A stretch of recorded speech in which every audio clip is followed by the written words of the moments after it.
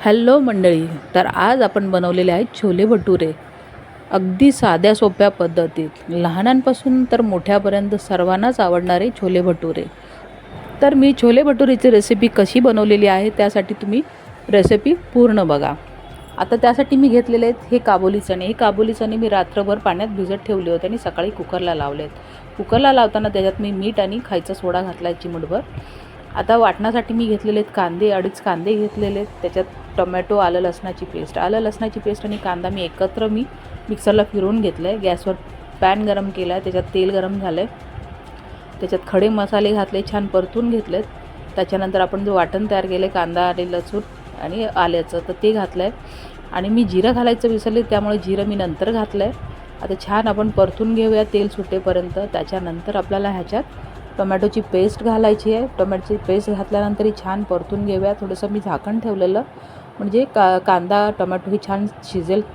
आता ते आलं लसूण हे कांदा आणि छान मस्त शिजले. तर त्याच्यानंतर आपल्याला ह्याच्यात घालायचं आहे लाल काश्मीरी मिरची पावडर, धना पावडर, गरम मसाला.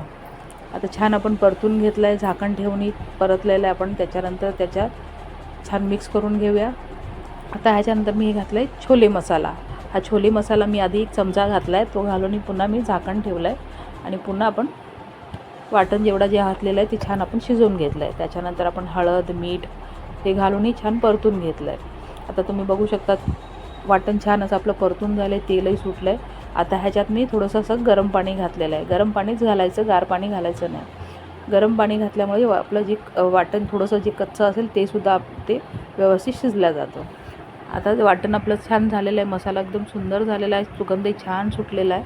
त्याच्यानंतर आपण 4-5 शिट्ट्या करून घेतलेले छोले ते मी त्याच्यात घातलेत आणि छान असं आपण मिक्स करून घेतलेत. आणि त्याच्यानंतर आपण घातल्यात हिरव्या मिरच्या आणि त्याच्यानंतर मी घातला आहे छोले मसाला.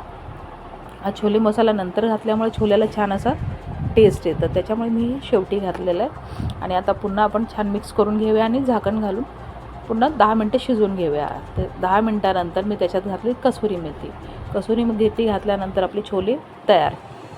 भटुऱ्यासाठी पीठ मी मळून ठेवलेलं 6-7 तास आपण ते भिजत ठेवलेलं पीठ छान असं मुरलं आहे पीठ. आता ते पीठ मिक्स करून घेतलं आणि त्याच्यावर आपण एक लहान लहान गोळे तयार करून घेतलेत. आता एक गोळा मी पोळपाटावर घेतला आहे, छान असं तेल लावलं आहे, हाताने थोडं पसरून घेतलं आहे, नंतर मी लाटण्याने लाटून घेतलं आहे. आता कढईमध्ये मी तेल गरम करत ठेवलं आहे. तेल छान गरम झालं आहे. कडकडीत तेलात आपल्याला हा भटुरा घालायचा आहे. तुम्ही बघू शकता भटुरा किती छान फुगलेला आहे. असेच मी सगळे भटुरे तयार करून घेते. रेसिपी आवडल्यास कमेंट जरूर करा.